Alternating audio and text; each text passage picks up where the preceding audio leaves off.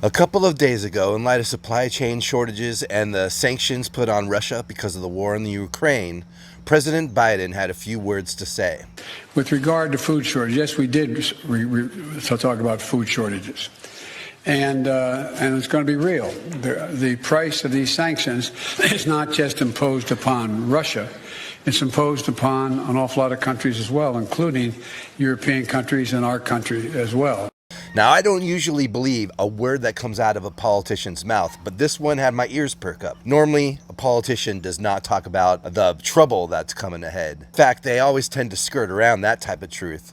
But when you have a president of a major country, the world's leading country, talk about global food shortages, you know there's a problem coming. Russia and the Ukraine are the world's leading exporters of wheat and fertilizer, and the shortage of these things are surely going to show up on our shelves at the stores. So what are we going to do about this? The answer is simple.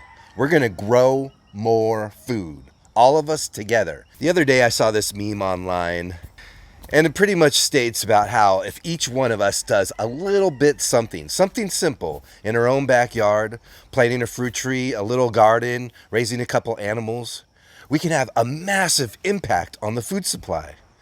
We won't have to worry about food shortages because we're supplying the food for ourselves. Hawaii used to grow 100% of its food to feed its population, and now we import over 90%. I don't know about you, but that does not sound very smart. How are we going to flip that number around? Well, today in this video, I'm going to give you 6 ways that you can begin to prepare yourself for future food shortages and to prepare your community to have abundance. Now, on this list are things we can do personally to make changes. We don't have to convince anyone else to make them. And the first thing on my list is to change your diet. Eliminate wheat, rice, and other imported grains and instead begin to eat local foods. Here in Hawaii, we have kalo and sweet potato and ulu. We have local meat sources like fish, plenty of feral chickens all around me, and wild boar and sheep. These animals can be utilized as well for your food. There is an abundance already where you live if you just change the way that you look at food and what it is. I know it's not easy. Changing a diet is not an easy thing to do. If it was easy, then there wouldn't be a multi-million-dollar weight loss industry. But it's turning into something from being easy or not to becoming something that we have to do. But it doesn't have to be that hard. We are lucky to live here in the tropics where food, really awesome food, grows everywhere. We got cacao and bananas, papaya, sugarcane, vanilla, coffee. Those are foods that people in most other places can only drool over. So why not replace it by substituting all that imported food and embracing that local abundance instead? All right, now that we've changed our diets, the most sensible thing that we can do is to begin to grow our own food. And if you haven't already been doing it, now is a great time to start. 3 of the top crops that you can start growing right now here in the tropics are kalo or taro, uwala or sweet potato, ulu or breadfruit. All of those crops provide a really rich, nutrient-dense food for the people that grow it. From the time you plant to when it's ready to harvest is about 9 months to a year, except for the ulu, which is a fruit tree and will provide in about 4 to 5 years. Great thing you could do while you're waiting for your ulu tree to grow up is to plant some kalo and sweet potato around the base of it and allow that to grow in the meantime. Take advantage of that space, and then eventually that ulu will grow up, and then you'll have breadfruit to harvest as well. If you're looking for food that grows faster than that, think about growing sprouts. Sprouts could be ready in just a couple days, and they are a super nutrient-dense food that can provide you a pretty good abundance with just very little input. Other crops that you can grow that grow pretty quick are plants like lettuce, radishes, Asian greens can be ready pretty quick. Collards or kale you can start harvesting within 30 to 60 days. So within 2 months, a lot of these annual vegetables can be ready for you to begin to harvest while you're waiting for other things like kalo or sweet potato to be ready for harvest. But the great thing about kalo and sweet potato I didn't mention, you can harvest the greens while you're waiting for the tubers to be growing. So there's food there as well. Now, will a garden cost money? Of course it will. Is a garden a good investment? You betcha. Unfortunately, prices are going up really quick. Inflation is going sky high. That's the reason we're going to be seeing food shortages, and if not food shortages, a lot higher food prices. So you're only going to be doing yourself a favor hedging against inflation by building yourself a food garden. I probably put about $1,500 in my food forest here by buying plants and mulch, some fertilizers over time. I propagate a lot of my own plants as well to keep costs down. So there's ways to get creative with it. But I'd say with that $1,500 and about $500 every year of adding a more fertilizer and mulch, I probably get about $5,000 back in produce. Now, if that's not a good investment, I don't know what is. That return right there beats the stock market hands down. So it only makes sense for you to build yourself a garden. And if you want to learn more about how to grow a garden, well, you're in luck. I've made a few videos on the subject, and you can check out a few of them right here. There's absolutely no reason for you not to get started. All right, now that you've got your garden set up, maybe you can think about introducing some animals to your site. Animals do a great job at fertilizing your garden and turning food that you can't eat into food you can eat. But it's very important in these times when we're facing possible food shortages. We often cannot find animal feed for our animals. And so the shelves are empty, and we're finding that the animals that we have on sites where we don't have enough to sustain them, they're struggling finding feed for them right now. So let's go over a couple animals and what type of environments they can live in so that you don't have to give them too much supplemental food. Chickens are one of my favorite animals to have on the homestead. They're able to pretty much live off nothing besides maybe just a little bit of extra kitchen scraps that I throw them. They're able to break down compost, they provide fertilizer for the garden, they eat pests, they provide me eggs, and they provide me meat. I could get eggs and meat in as little as 90 days off a chicken. And that's a pretty good return. And without having to feed them a thing, even better return. Chickens are the perfect animal to have in the tropics. You know, I like chickens probably about as much as you like this video right now. So why don't you go ahead and plant your finger on that like button? Go ahead, plant that finger right down there. All right, thank you guys. So next animal, an important one to think about with coming food shortages, is fish. Here in Hawaii, we live on an island. There are fish all around us, but lately our fisheries have not been managed very well. But we can restore our fisheries, we can rebuild the fish ponds, we can encourage better fishing practices, we could raise fish at home to supplement some of the fish supply, and we could provide an abundant supply of protein for the people of Hawaii. It only makes sense for us to utilize what grows here naturally and what the people of Hawaii used to utilize before we messed things up. Another animal that I love to have are bees. A lot of people are into beekeeping these days, and for good reason. They provide a pretty good resource in the form of honey and also pollinating all of your fruit trees.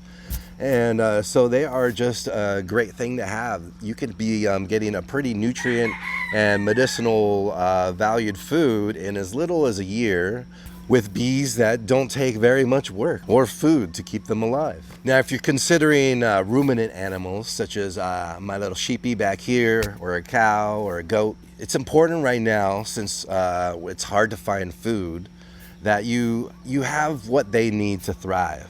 These animals eat a lot, and unless you have room for them to be able to roam and graze, you're going to have to bring in supplemental feed that's not always at the feed store.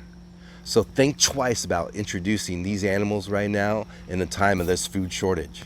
Now, moving beyond the animals on our homestead, we can think about hunting and fishing the animals off our homestead. What is it going to mean for us to be able to provide that type of food for our family? It may mean having to gain new skills, to acquire new equipment. For hunting around here in Hawaii, we have lots of birds, wild chickens, wild boar, all these animals that are kind of in abundance and actually kind of a nuisance. And with a pellet gun, I can take down wild chickens anytime. And in fact, if you're looking for a pellet gun, they are great for taking down wild chickens and providing a meat source there, and also for practicing with. I've put a link down below to my favorite pellet gun. It's one that I've been using and it works for me every time. But if you're looking for something more serious for a boar or something, you're going to want a larger rifle, maybe a 30-06. A 22 might be too small for that, but a 22 could be a good weapon for sheep or other small game. Now, fishing is your game, where Hawaii, it should be part of your food security plan. You should not only learn about the fish and their spawning cycles and how they hunt the reef and where they live. You should begin to acquire the right equipment in order to harvest them. You could spearfish. You could pole fish, you could fish off a kayak or from shore. I have a shore casting rod that I use when I fish from land, and I have 2 rods that I use off my kayak. I have a bait casting rod and a trolling rod, and they've been pretty good resources for me. I've caught a few fish that way. I think it's important to begin to get those tools in stock now before they run out of stock. We've only seen things run out of stock. So just in case, why not have those already ready in your toolkit? So if you need to use them, they're there. All right, you've got your garden growing, you've got animals on the homestead, you've changed your diet. Now you got to find a way to store all this abundance that you're growing. Now, maybe you don't even have this abundance yet, but you can still start to build up that pantry. I like to get, for dry foods, Mylar bags with O2 absorbers and fill those up with flour, rice, other grains that we just can't live without, and I could store them for up to 2 to 3 years in these Mylar bags. So I have a little of that stockpiled away, as well as some canned foods that the family just loves and enjoys, and we don't want to go without in case there's a food shortage. And I suggest that you start to build up that supply with food that you already eat, and you just cycle through it as you eat. So if you take 1 bag of flour, you buy a new bag of flour, and so on. And beyond that, learn how to can, dehydrate, and preserve your food so that it can last a long time. If you get an overabundance of tomatoes, you can make tomato sauce or dehydrate them so that you can use them later. A variety of things that you can do to prolong your harvest and to make sure that you have more abundance. So start to learn about food preservation now so that you'll have abundance in the months to come. Lastly, this is the one that will ensure that you're successful with all the other things you're doing to prepare for upcoming food shortages. Share with your neighbors and build that community. If we begin to start to see our community as people to share with, they'll also begin to see us as people to share with, and we'll all be able to thrive together. None of us is an island. In fact, we're all on this island together. And we have to look out for each and every one of us in order for us all to thrive. I like to share food with my neighbors who can't grow it, but I especially love to share plants with my neighbors so that they can grow their own. Propagate plants, learn how to seed, learn how to air layer by watching this video right here, and make as many plants as you can to share with your neighbors. When you do it, make sure you're not spreading any pests or disease. And it's important to check out groups like a Big Island Invasive Species Committee to learn more about how not to share pests and disease. But by sharing plants and food, we can make sure that we're ready for a possible food shortage. If we're sharing surplus, that means we have surplus. And that's a place I want to see our community being. A place where we're thriving in abundance. And it's not something that's hard to do. We just need to start to take action. And if the president telling you that food shortages are on the way is not a reason to get spurred into action, I don't know what's going to do it for you. When there's news of a food shortage coming, I want the people of Hawaii to say, "What food shortage? We have plenty of food growing here already." But the only ones who's going to make that happen is you. You got to start growing food. We cannot wait for anyone else to tell us when to start. The government, politicians, forget about them. The responsibility and the action lies on you It lies on me. It relies on each and every one of us to get into gear and to start growing food and to provide for not only for ourselves, but for our neighbors and our future generations. Now, I hope you take this video seriously today. I don't like having to make a video like this. I wish we were living in a world where abundance was abound and the idea of food security and people starving was something that never even entered our consciousness. But here it is, man. Post-COVID, the world is looking more and more broken. Are you going to sit there and watch it break and become a victim to it? Or are you going to get off your butts right now and start to take action?